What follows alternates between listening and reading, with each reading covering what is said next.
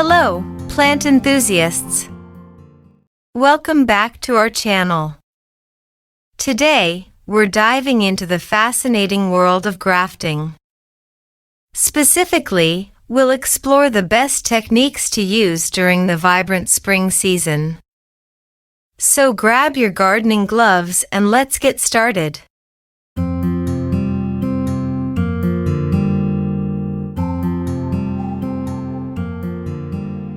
Grafting is a vegetative propagation method where we combine two different plant parts to create a single, stronger plant.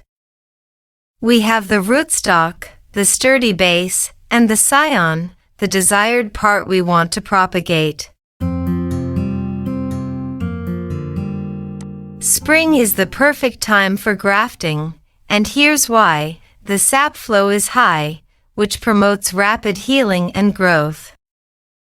Plus, the warm temperatures encourage successful graft unions. Let's look at the following grafting method.